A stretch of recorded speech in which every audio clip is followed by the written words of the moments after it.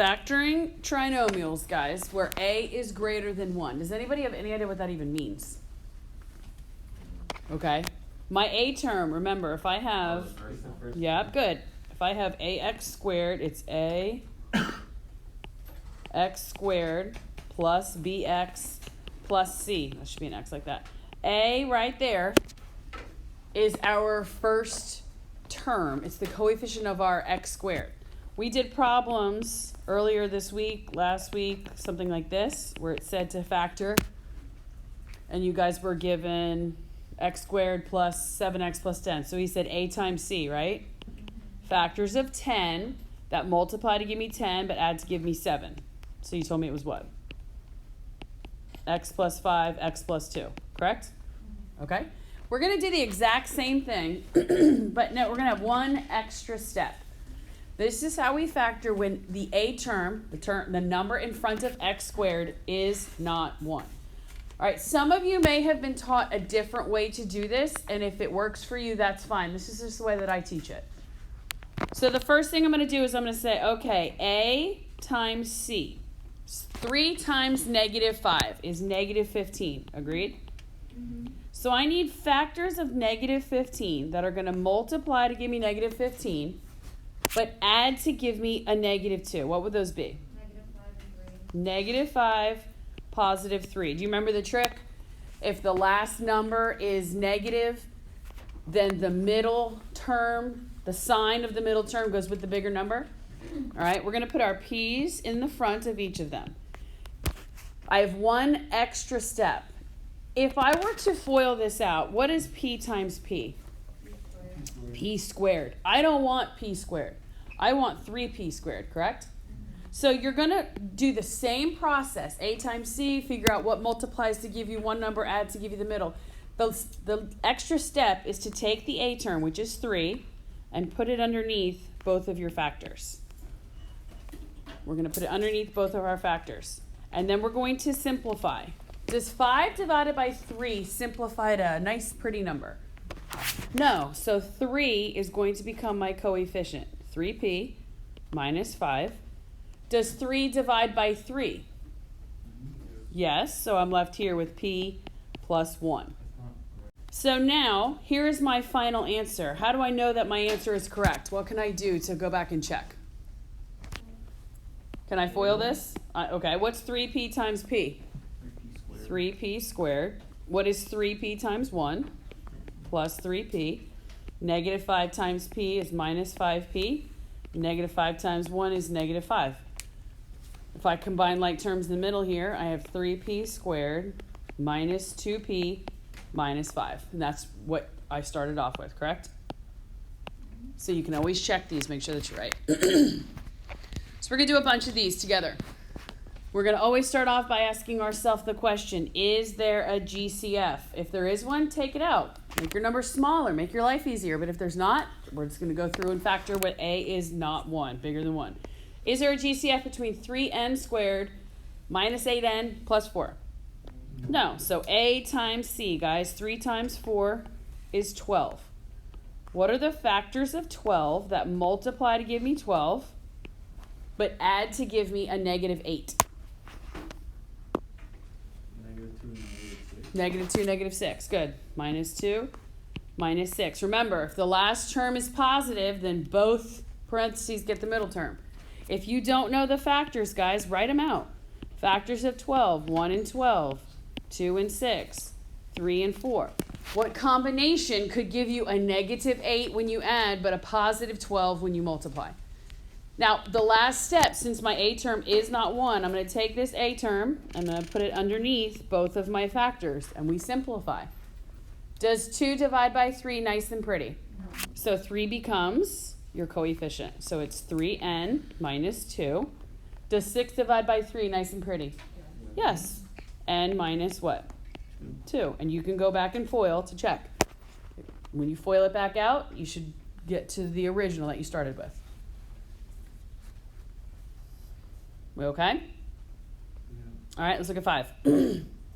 Again, anytime you guys want to change the letters to X's, that's fine. If you don't like the V's or the B's or whatever, you can change. But is there a GCF here in number 5? So I multiply A times C. 2 times 5 is 10. I always write it on top and I circle it because I need to remind myself that that's the number I'm looking for. All right, factors of 10 that are going to multiply to give me a 10, but add to give me 11. 10 and 1. Good. What are the signs going to be for this? Positive, positive, positive. Good. Am I done? No, my A term is not 1. So I'm going to take that A term and put it underneath here. And we're going to simplify. Does 10 divide by 2? Nice and pretty. Yes, so I have B plus 5. And then 1 over 2. Does that simplify pretty? So that becomes 2V plus 1. Good. Good job, good job, good job, good job. Ooh, big numbers. 7A squared plus 53A plus 28. GCF? Unfortunately, no. So 7 times 128. Does anybody know what 7 times 128 is? Sorry, 7 times 28. Is it 196? Okay. All right. We don't know the factors of 196 offhand, so let's write some out. 1 and 196. 2 and 98. 3, no. 4 goes in 49. We're trying to get factors of 196 that multiply to give me 196, but add to give me 53. Did I find it? 4 and 49. Okay. On your test, guys, I'm not going to give you huge numbers. I'm not testing if you know multiplication facts. Like that. Yeah. Right, but this is just going to get us a thing. So I have A, and I have 4 and 49. What are my signs?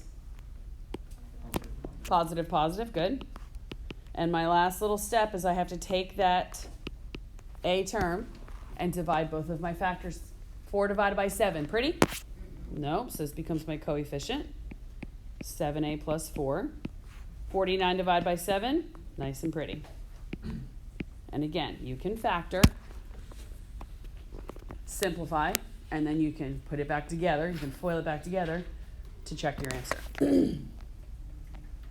All right. Oop, Was next it page. 8 plus 7 as well? Excuse me? Was it 7A plus 4 and then 8 plus 7? 7A plus 4. Yep. All right. Let's keep going. First question we ask ourselves is what? GCF, greatest common factor. Guys, you can still factor this without taking out the GCF. But I would like to multiply and find factors of the smallest numbers possible. Do you see a GCF between 15, 27, and 6? What is it? 3. Okay, let's take out a 3. Divide everything by 3. It doesn't go anywhere. You have to keep it out in front. But it just makes your math a little easier. 15 divided by 3 is 5, so 5n squared. 27 divided by 3, 9, right? And 6 divided by 3 is 2. I'd much rather multiply 5 times 2 than 15 times 6. Now that 3 does not go anywhere. It stays there. So I still have it out in front. But I need to find factors of negative 10 that'll multiply to give me negative 10, but add to give me a negative 9. What would that be? Positive 10, negative 1. You guys agree? Okay, good. Now I take my A term, which is 5. Oh, yes. Sorry. Excuse me, sorry. No, you're fine. You're fine. Hold on. You tell me. I want a negative 9, right? So it's negative 10 and a positive 1. So my 3 stays out in front. But you need to put the 5 and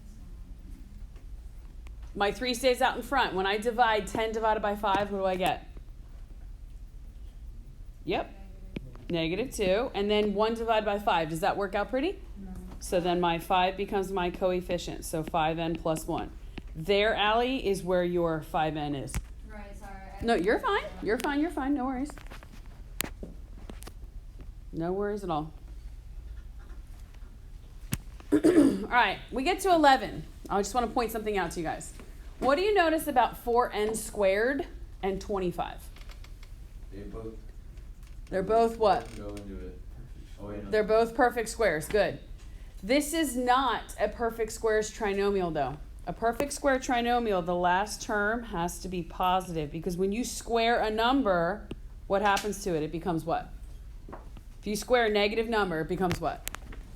Positive. So this, don't get fooled and say, oh, they're both perfect squares. I can just do that little trick. Just go with what you guys know. Factor just like you would where a is not 1. There's no GCF, so I say 4 times negative 25 is negative 100. So what are the factors of negative 100 that'll multiply to give me 25, but add to give me a negative 15? All right, if we don't know off the top of our head, let's write out factors of 100. 1 and 100, 2 and 50, 3 doesn't go in, 4 and 25, 5 and 20, right? 5 and 10. And 10 and 15. What could possibly give me a negative 100 when I multiply and a negative 15 when I add? Negative 20 and a positive 5. Now, since my a term is not 1, I take this a term and I divide both factors by it. Miss, no. Oh, yeah, I'm thinking about the next problem. I'm sorry. It's 10 and 10. Thank you. Yes, sir. What was the rule again with the last sign and like the last one? Okay, the rule.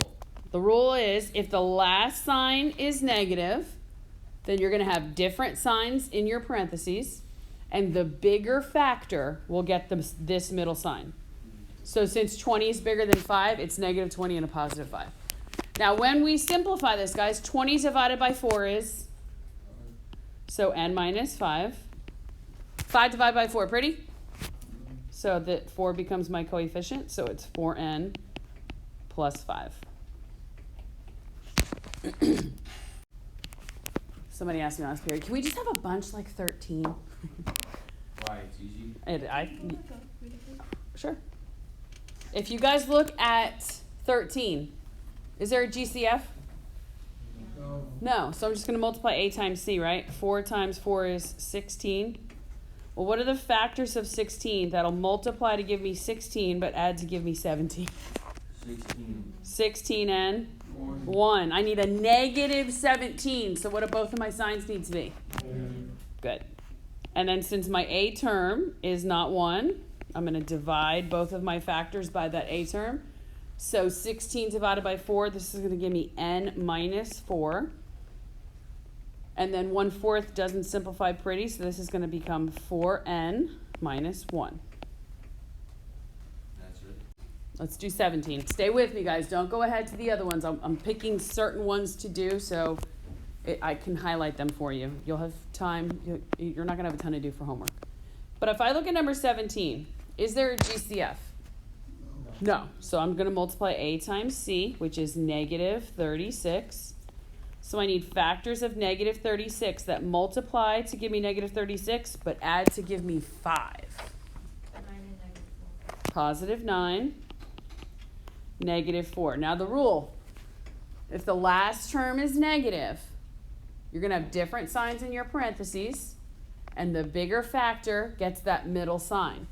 So since 9 is bigger than 4, you'd have plus 9 minus 4. When you multiply it out, 9 times negative 4 is negative 36. 9 plus negative 4 is 5. Since my a term is not 1, divide both by 6. What do you guys notice here? Doesn't work in either of them. It's not that it doesn't work. It doesn't come out pretty, right? That's okay. What you need to do, though, is simplify. You always simplify. So 9 divided by 6. Can I simplify that fraction? What does it become? 3 over 2. Good. Simplify 4 over 6. It becomes? Negative 2. Good. And now you have your parentheses. 2n plus 3 and 3n minus 2. Now somebody last period said, well, what if I didn't simplify the fraction? Okay, so if you went here and you said, all right, I have 6n plus 9 and I have 6n minus 4. Well, guys, think about this. If you FOIL that out, what's 6n times 6n? 36n squared. I don't want 36n squared. I just want 6. So you would have to recognize here, oh, shoot. I can divide this whole parenthesis by 3, and it would give me 2n plus 3. And I can divide this whole parenthesis by 2, and it would give me 3n minus 2. Get the same answer, but you have to see that there is some simplification that can be done within the problem. That's not a GCF that you took out of all of them in common and it stays in front. It's just a matter of simplifying within your problem. So just make sure, if I were you, I would go from this step here, where we have an improper fraction, I'd simplify it, and then move your coefficients. You're less likely to miss things too. All right, let's look at 18. I'm going to change my b's in this problem to x's because what happens with my 6's and my b's? They all look the same. So we're going to change. Now, is there a GCF here? Yes. If you didn't see it, you could still get the right answer. But does anybody in here really want to multiply factors of 1,600 that multiply to give me 1,600 but add to give me 60? No, nobody wants to do that. So that's why it is so important, because you can find the GCF later on throughout the problem, but it's best to just take it out at the very beginning. Ask yourself every time, is there a GCF? What can I take out of 16, 60, and 100? 4. I can take out a 4. Last period, someone was like, oh, I thought it was 2. That's all right. We did a problem yesterday. Remember, we just took out a 2, and then we realized, oh, wait, I could have taken out more. All right, 16 divided by 4 is, so I have 4. I'm going to say x squared. 60 divided by 4 gives me 15x, I'm going to say. And then negative 100 divided by 4 is 25. negative 25. Now, guys, I understand that 4x squared is the perfect square, and so is 25. But is the 25 positive? No. So then our little perfect square trinomial trick's not going to work. So just go with what we know, a times c. What are the factors of negative 100 that I could multiply to get a negative 100 but add to get a positive 15? Negative 5 and 20. Same factors we just had a second ago, but the signs are different, right? Because now I want a positive 15 in the middle. We're going to treat this problem the same way we've done every other one. My a term is not 1, so I'm going to divide both sides, both factors by 4. Your 4 that you factored out at the very beginning is the GCF, so it stays out there. 20 divided by 4 gives me 5, right? So x plus 5. And then 5 divided by 4 doesn't simplify. It's not pretty. We just move 4 as our coefficient, 4x minus 5. And that is your answer. If I wanted to just make sure that I did this correctly, what could I do here to check it? I could FOIL it, combine like terms, and then distribute that 4 in, and you get the same answer. 16. What's different about 16? It's all negative, leads with a negative. So the first question we ask ourselves is there a GCF? Is there a number that I can take out of all 3 of these? Yes. What? Negative 1. Good. We don't lead with a negative, guys. You don't want to factor with a negative. So I'm going to take that negative 1 out. It's going to hang out there, and I'm going to divide everything by negative 1. What happens is all the signs change. So negative 1, negative 1, negative 1. I have 6a squared plus 25a plus 25. Because you can't have the first term be a negative. Correct. So now I still have my negative 1 outside. And I'm going to say a times c. Well, 6 times 25 is 150. So factors of 150, they're going to multiply to give me 150 and add to give me 25. So I have 1 and 150, 2 and 75, 3 and 50, 4, no, 5 and 10. Yeah? Am I skipping anything? 5 times. Does 5 times 10 give me 150, guys? It's 10 between 5 Oh, wait. and 15. 15. 15 and 10. Just see if you guys are paying attention. What about 5? Is 5 going to 150? Yeah. How many times? 5 and 30?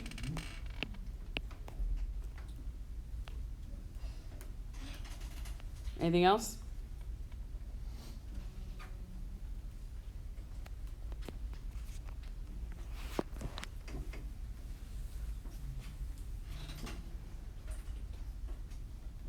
Does anybody see anything that'll work? Mhm. What? What? 15 and 10? I hear some people saying 5 and 30. Is there a way that I could use 5 and 30 and get a 25? Yeah, I could say 30 minus 5, right, and get 25. But this is where you guys have to really pay attention to signs. I want a positive when I multiply and a positive when I add. That means both of the factors have to be positive. So what would it be? 15 and 10, all right? It's really important, guys. Just because you see a set of numbers that quote unquote works, don't just go with, oh, that's it. Actually think. If I have to have two positives because I need a positive when I multiply and a positive when I add, 30 and 5 will not work. But then I'll be 29. No, because positive 5 plus positive 30 is 35, not 25. I need two numbers that when I multiply, I get a positive 150, and that when I add, I get a positive 25. So now I'm going to take my A term, which is 6. All right, I still have my negative 1 out here. 15 divided by 6 does not simplify anything pretty, but does 15 divide by 6? Is there something that I can simplify this fraction to? Yes, what? 5 over 3. 5 over 2. Yep. Divided both by 3. What about 10 over 6? 5 over 3. Divide top and bottom by 2, and I get 5 over 3. Yes? Now, that's as reduced as I can get. Now these become coefficients. So I still have my negative 1 out in front, and then I have 2a plus 5, and I have 3a plus 5. So there's one little extra step that you guys have to factor in, you have to account for when you're factoring, and that first term is not 1, it's greater than 1. You guys see that? Everybody all right? Can you go there for a second? Sure. Okay, so tomorrow, I'm going to get back your quizzes. We're going to go over some commonly missed things, and we're just going to factor, we're going to practice Wednesday, Thursday, and Friday. I'm going to give you a bunch of problems, and I'm going to say, okay, guys, let's go. We're going to ask ourselves the first question, is there a GCF? Then, if there's 3 terms, try and factor it, like a trinomial. If there's 4 terms, what do we do if there's 4 terms? 4 terms. We make parentheses. You group it, yep. The first 2, second 2, take out the GCF like we did before. There's a whole variety of difference of perfect squares, those sorts of things. Those are the type questions you guys are going to have on your quiz, it's just, or your test. It's just going to say factor completely. It's not going to say do it this way, do it that way. So you're going to have to think. You might have to do a couple different things in one problem. So we just want to make sure that we practice that a whole bunch. Sound good? Okay, good.